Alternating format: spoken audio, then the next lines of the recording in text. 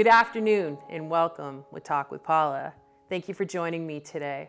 As many of you know, Ludlow, Vermont was hit with a catastrophic flood July 9th and 10th.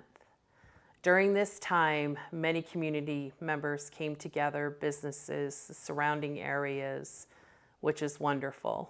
During that time, you walk through Ludlow and complete devastation. You come through it now. You can see where we were affected, but it's incredible what this community has done.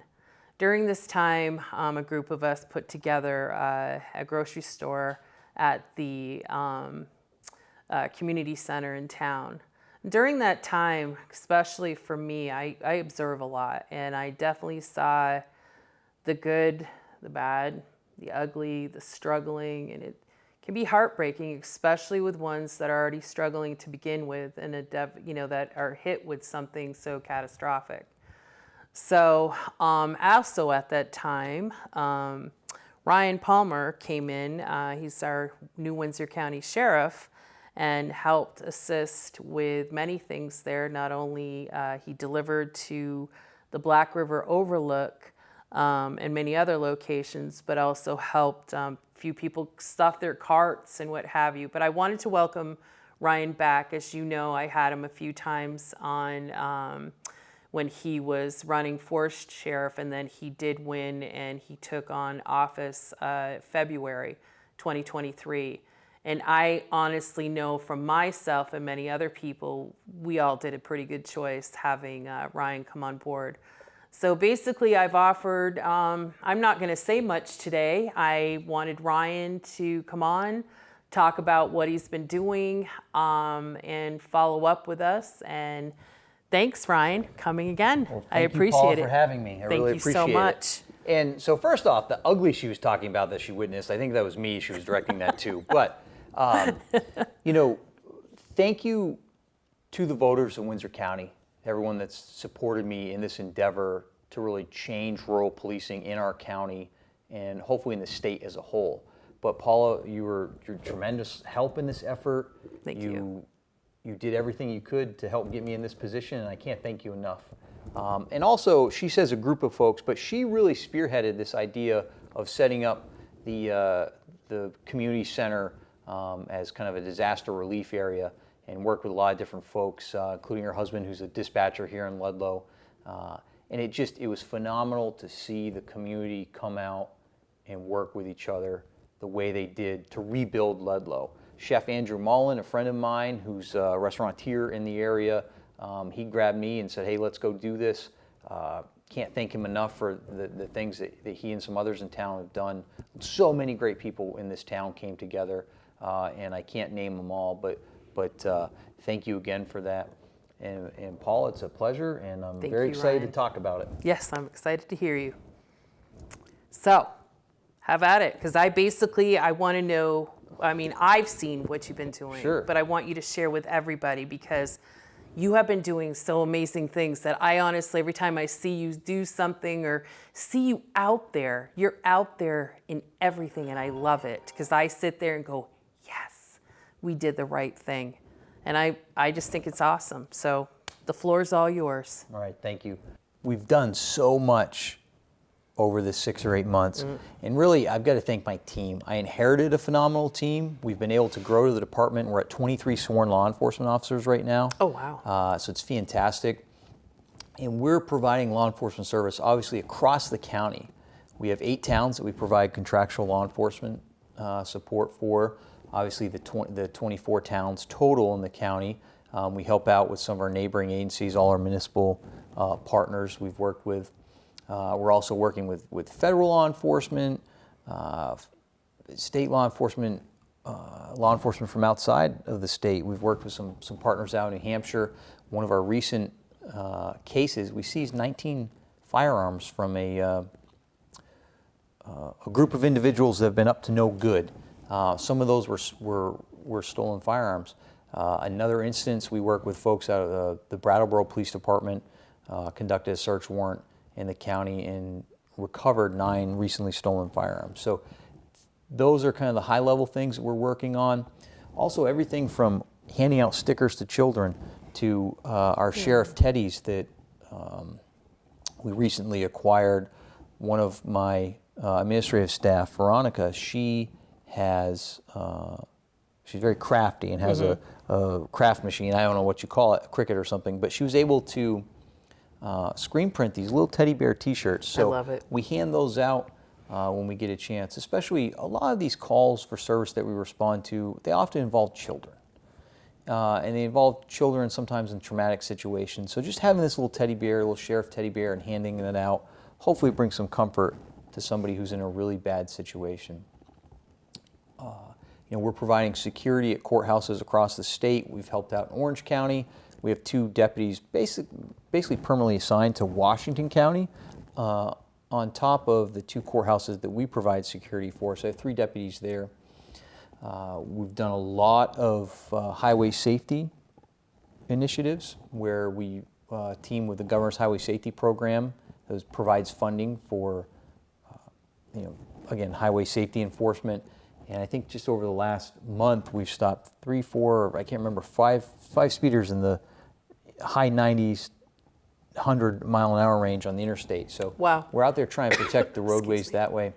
I've been involved in several instances where the deputies have responded to folks in a mental health crisis, and we've been able to kind of help them out, get them housing, get them services. So that's been a big push on my end. And it's just this cultural change from an agency that was solely focused on traffic enforcement, revenue generation, to an all-encompassing kind of holistic law enforcement agency that I want my agency to respond if it's my family that's dealing with something, right? That's the culture that we've tried to bring. We also, something I'm very proud about, we just had our company barbecue, right? We'd never done that before at the agency before I got there, and it was important for me to bring in family and say, hey, we're feeding you, this is on the company's dime. We wanted to show our appreciation to our employees, but also our family. You know, as being a family member, you know, your husband in public service, there's often long hours. You know, there's a lot of accumulated trauma and stress. And so it's thanking our families for putting up with what we deal with. It's a big deal. We couldn't do it with our families. Another fantastic initiative that we undertook was we've hired a clinician on duty, on a retainer for us, and she provides mental health support to our deputies, everyone in the agency, and I make them go at least once a quarter. I don't care if you're talking about fishing or the Red Sox or whatever, but you need to have a conversation with her, and it's opened up so many doors. I had a deputy come to me and said, Sheriff, thank you so much. I never would have done this before, but I had so much stuff packed away, and this was such a good feeling, and I'm going to work on seeing her more. Because in law enforcement, we have so much cumulative trauma, right? We're in a high-stress environment. It goes up and down. But so much of this trauma is cumulative, and it's kind of, and sometimes it's through like osmosis, I call it, where, you know, we deal with evictions. We deal with the civil process portion of law enforcement, where we might have to remove somebody from their home. It's an unfortunate part of society, but it's something we do. And oftentimes, a lot of these folks are living in squalor, and you see that children were exposed to this. So even though you weren't directly involved in something, It's still in. touching that piece of it and seeing how folks, again, especially young kids, live, it's really, really traumatic. So making sure my people are taken care of from a mental health and wellness standpoint, I think translates very well to the road, because if you have happy, healthy cops, they're going to do a much better job interacting with the public. So that's been fantastic. So finding people services when they're in crisis or they're dealing with a scenario that's just kind of beyond their help. And we've done that several times. Lots of good accolades from the communities that we're serving. We're hoping to maybe expand down the road and provide even more. But the big thing for me is being that law enforcement agency that I would want to respond if it was my family, my friends.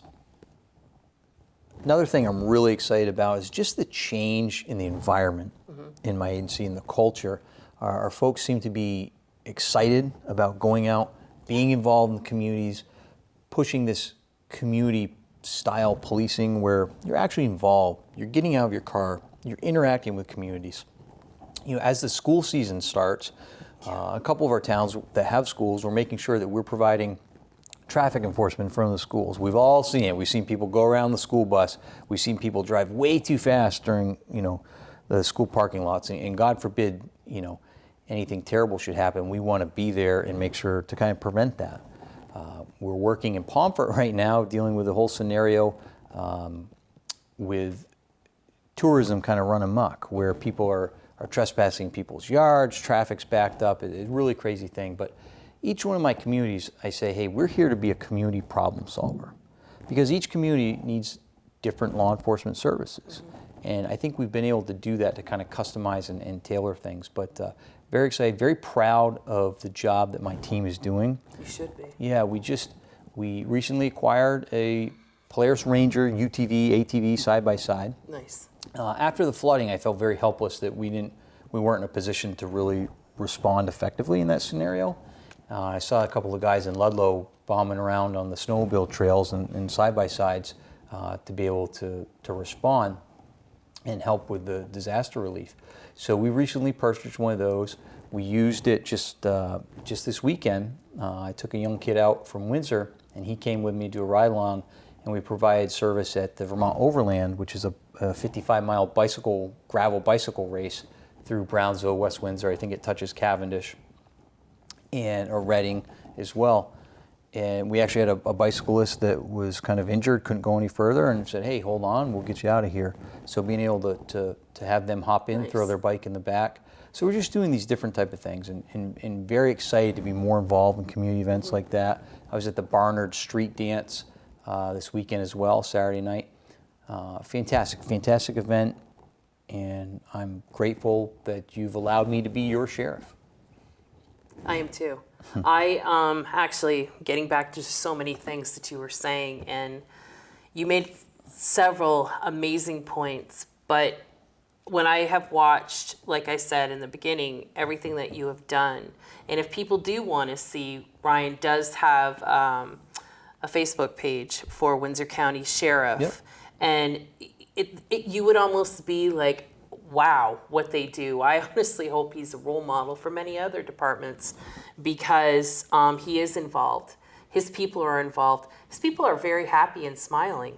And that's huge, because the point that he made, yes, I've had to learn, as my husband being a dispatcher, I actually have to, because I like to chat, and I know my husband's very busy when he gets to work. There's numerous calls, various of calls. It's not just police. He does ambulance, fire, especially during the flood. And he's amazing, but he also needs to de-escalate. And as Ryan was saying, it does affect family. And I'm very proud of you. I can say that from the bottom of my heart. I mean, I like Ryan from the first day I met him, and that was when you were with Ludlow PD, and he was playing with kids. And then just watching and observing through the years, and I was like, you know what, he's good. And when I knew you were going to run for sheriff, so I was like, this is a great choice.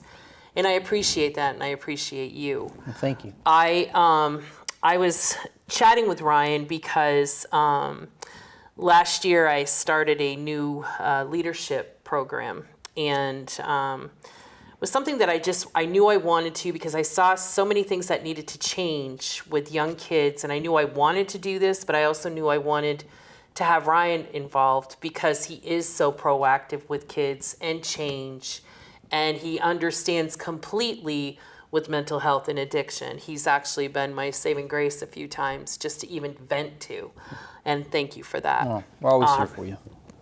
But I did witness something last year, and it was a young man. I was in a classroom subbing. It was probably like one of my first or second schools I had gone into, and I just sat back and observed. And this young guy was basically with a young lady that had a little bit of delay, but he wasn't doing it as anything. He was just a good kid, and took her right under his wing. And another paraeducator observed me, and she was watching how I was watching, and I was almost like in awe. I was like, this kid's amazing. And he was a well-liked boy, and all his buddies wanted to hang, but he was just right with this young little girl. And because of this, how he, interacted with this young lady, her self-esteem, her confidence, her attitude, from what I was told, had changed completely. And from that, it made me think a lot, because I kept saying, you know what if more adults were like that? Saw people struggling, lent like an extra hand, an ear, compassion. Don't just walk over, like observe, give your time.